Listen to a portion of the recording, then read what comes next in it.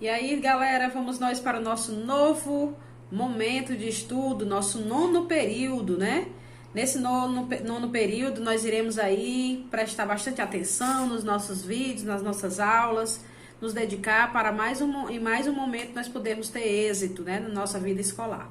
Então, eu desejo que todos estejam bem, que a gente possa caminhar juntos cada vez mais, ok? Prestem atenção no nosso conteúdo, que nós iremos abordar nesse período o estudo sobre semântica. Então, aí vem a definição sobre o que é semântica. O que é estudar semântica, né? É a parte da linguística que estuda o significado das palavras, ou seja, é a ciência que se dedica ao estudo do significado e à interpretação dos significados das palavras, frases ou expressões dentro do específico contexto. Ou seja, estudarmos semântica é a gente estudar sobre os diversos significados que as palavras têm a partir do seu contexto, né? É aí onde entra a questão das palavras com seus sentidos imaginários e seus sentidos reais. E a partir do contexto, tudo isso pode mudar, né? As palavras, elas podem ter vários sentidos, partindo dessa ideia de contexto. A semântica também analisa as transformações de significados que acontecem nas formas linguísticas devido a fatores como o tempo, isto é, parte de duas vertentes. Nós podemos chamar de semântica sincrônica e semântica diacrônica. A semântica sincrônica é aquela que estuda o significado das palavras no momento atual, né? O significado dessas palavras que faz uso dentro de um determinado grupo social, né?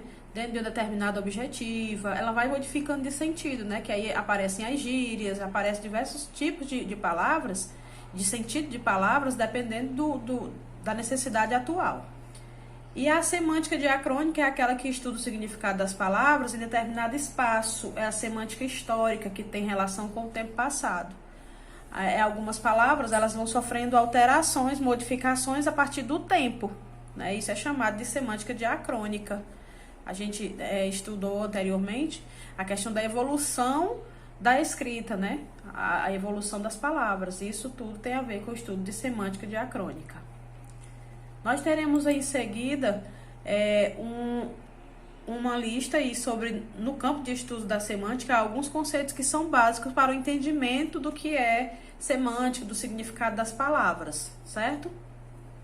Dentro desse campo de estudo, desse campo básico, na verdade, existe a denotação, a conotação, sinonímia, antonímia, hiperônimo, hipônimo, homonímia, paronímia, polissemia e ambiguidade. Cada uma dessas tem uma definição, na verdade não é um assunto tão novo na nossa vida escolar, né?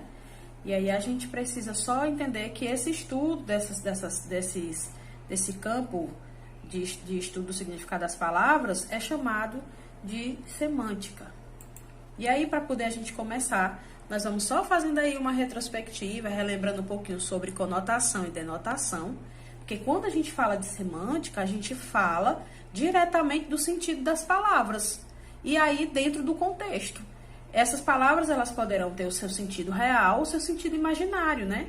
Que é a questão do fictício, da questão do contextual, né? Ela está sendo colocada ali a partir de um contexto, será que ela está no seu sentido lá do dicionário ou não? Tá certo?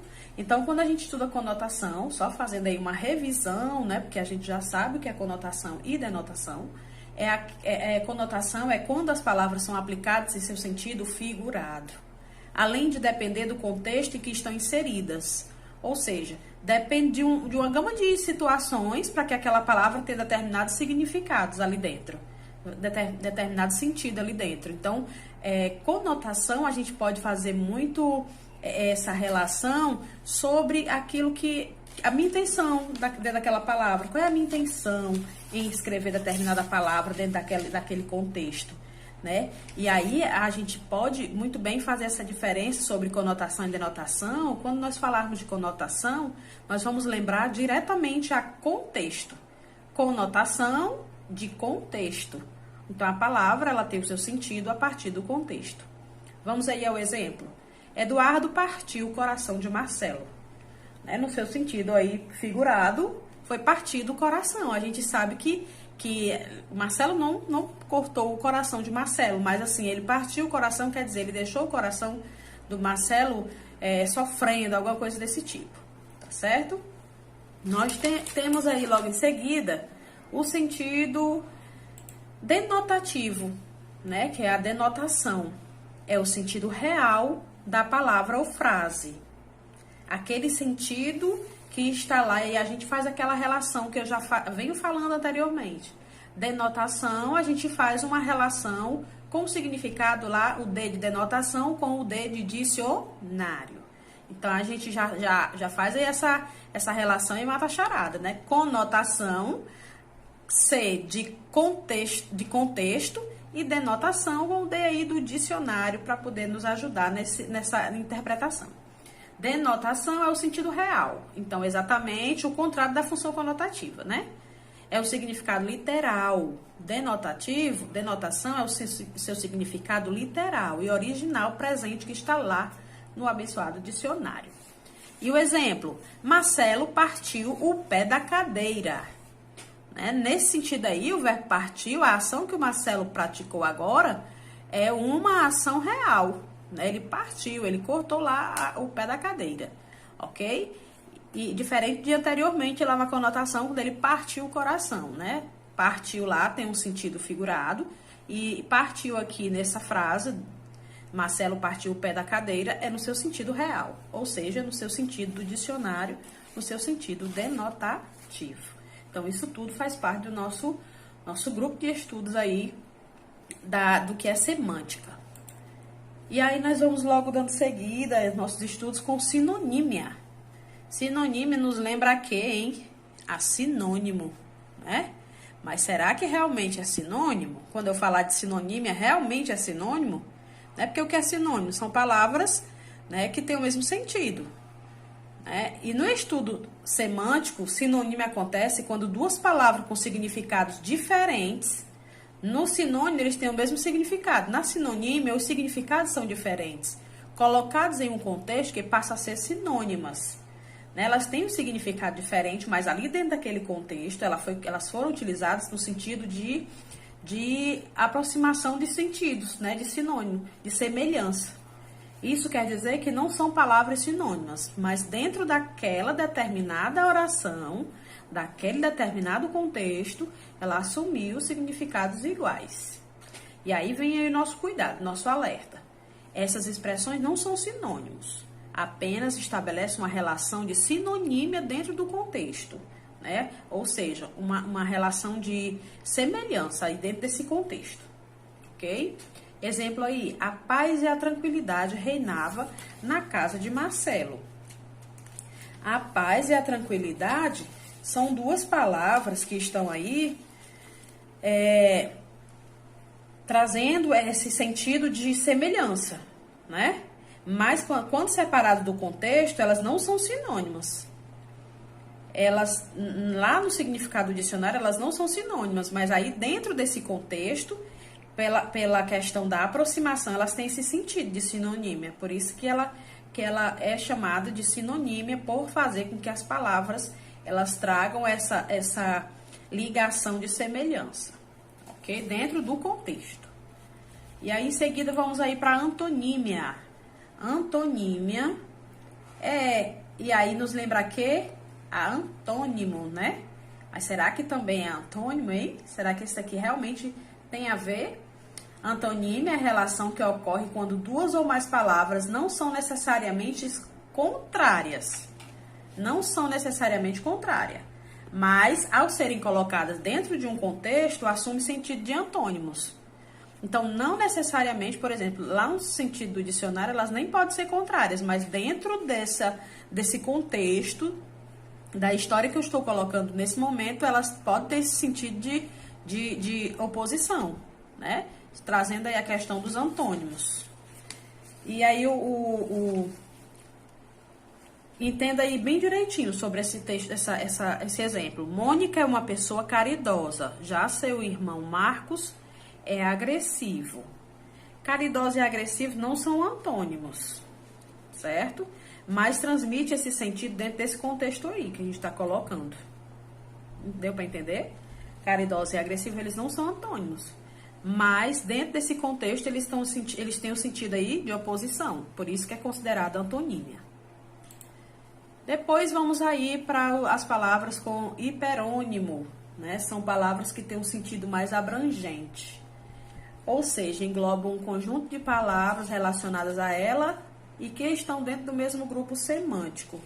Quando eu faço uso daquelas expressões que acaba generalizando, por exemplo, quando eu falo, né? Vamos ver os exemplos. Profissão, inseto e mamíferos. Do mesmo jeito que eu posso usar plantas, posso usar os hiperônimos assim, que generaliza, certo? Frutas, tá? São palavras que têm um sentido mais abrangente, né? Que eu acabo que abrangendo todo um grupo de objetos e de produtos que fazem parte daquela palavra, daquele grupo semântico ali, certo? E aí tem a profissão, é um hiperônimo, pois dentro desse grupo há várias outras palavras, como médico, jornalista, cozinheiro, professor, dentista e tal, várias outras profissões. Mas a palavra profissão, ela é considerada, semanticamente falando, um hiperônimo, porque ela traz o sentido bem abrangente, né? Dentro da palavra profissão existe um grupo semântico enorme. Do mesmo jeito, tem inseto, né? Hiperônimo de barata, mosquito, mosca, mosquito da dengue, vários, né? A palavra mosquito já tem aí, né? E os mamíferos, hiperônimo de ser humano, né? Baleia, vaca, gato, vários mamíferos, tá certo? E aí nós vamos logo em seguida, para poder complementar aqui, na verdade, o estudo sobre hiperônimo. Hiperônimo quer dizer o quê? Que é hiper, né? A palavra é escrita só com aquela palavra com sentido bem amplo, hiper, né? Poderoso, a palavra poderosa aí. E aí logo depois vem aí os hipônimos. Hipônimos, ao contrário de hiper, né? Que é algo mais amplo, hipo é mais restrito. Então, lá no hiperônimo, era uma palavra com sentido bem amplo. No hipônimo, no estudo sobre o que é hipônimo, as palavras elas têm um sentido bem restrito, que já é o contrário de hiperônimo. Isto é, está relacionado a elementos mais específicos dentro do conjunto dos hiperônimos. Exemplo, lá tínhamos a profissão, né? E aqui nós temos, lá no hipônimo é o escritor, jornalista, professor, médico, né? São hipônimos de profissão. E agora, mosquito e mosca, barata e tal, são hipônimos de inseto. Gato, cachorro, baleia, são hipônimos de mamíferos. Então, o hiperônimo é hiper, né? É a palavra que dá referência a um grupo semântico. E hipônimo são as palavras que fazem parte desse hiperônimo, ok? Depois nós vamos aí estudar sobre paronímia. O que é paronímia? São palavras parônimas, aquelas que têm a escrita e a pronúncia semelhantes. A gente vê muito isso e às vezes a gente acaba se confundindo demais. Mas possuem diferentes significados. A relação parônima acontece quando duas ou mais expressões possuem significados distintos, mas são parecidas na sonoridade e ortografia. Exemplo, absolver, perdoar, inocentar. Absolver tem o sentido aí de perdoar e inocentar, né? E absorver com R, aspirar e sorver. Recrear com E, divertir, e recriar com I, criar novamente. Então são as palavras aí parônimas. Depois nós teremos a homonímia. É a relação presente entre duas ou mais palavras que possuem a mesma pronúncia ou escrita, mas diferentes significados. A homônima é dividida em palavras homógrafas, que são as que têm os sentidos diferentes, mas a mesma escrita, né? A palavra sede e sede. Sede, vontade de beber, e sede, matriz. Escrita do mesmo jeito, mas o som é o mesmo, a escrita é a mesma, mas o sentido é diferente.